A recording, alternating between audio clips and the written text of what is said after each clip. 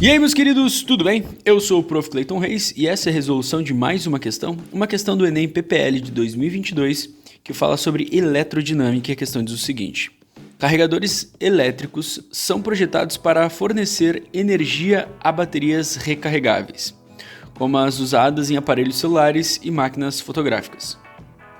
As especificações típicas de um desses dispositivos são... A gente tem as informações técnicas, que a gente já vai falar delas, eu vou pular direto para a resposta e a gente vê o que a gente quer calcular. Usando o carregador com corrente máxima, o tempo total de recarga dessa bateria totalmente descarregada em hora e a gente precisa então descobrir. Tá, beleza, já sabemos qual é a pergunta que a gente tem que responder, né?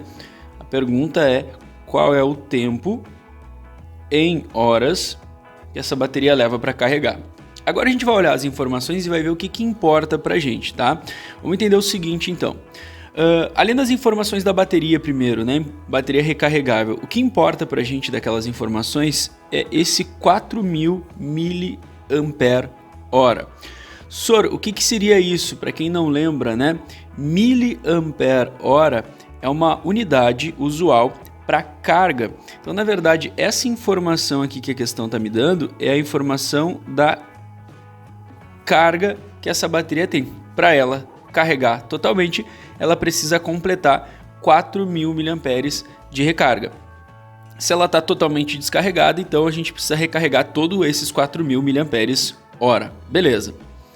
Agora, do carregador, vamos entender... Deixa eu trocar a cor aqui da caneta. Do carregador, vamos entender aquelas informações. O que importa para a gente do carregador são as informações de saída, tá? E não as informações de entrada, porque as informações de entrada, elas estão dizendo para mim quais são os valores que vão justamente entrar no carregador, né? Então, para o carregador funcionar, eu posso ligar ele numa tensão que vai de 100 a 240 volts, então aqueles carregadores de celular, por exemplo, eles são bivolts, porque eles podem funcionar tanto no 110 quanto no 220.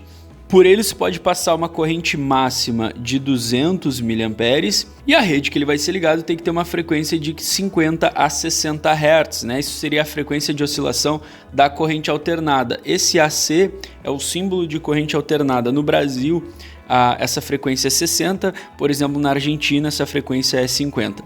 Mas essas são as informações de entrada, né? O que a gente precisa saber para ligar ele e esse carregador funcionar. Como a gente está preocupado com a bateria, com o carregamento da bateria e o tempo que a bateria leva para carregar, o que importa para a gente são as informações de saída, porque justamente a ideia é que essa saída é o que vai ir para a bateria. E aí a gente tem ali as seguintes informações, né? Esse carregador então fornece para a bateria na saída uma corrente contínua, DC é o símbolo de corrente contínua. Ele consegue fornecer uma tensão máxima de 5 volts, o que está tranquilo porque a nossa bateria precisa de apenas 1,5 volts para funcionar. E ele consegue fornecer uma corrente máxima de 1.000 mAh. E tá aí a informação que a gente precisa coletar então da saída, justamente porque a questão me diz que a gente vai ter uma bateria sendo carregada com a corrente máxima do carregador, tá? Então, o máximo do carregador é 1.000 mAh, esse é o valor de corrente que a gente vai trabalhar. Deixa eu trocar a cor da caneta aqui, isso aqui seria então a corrente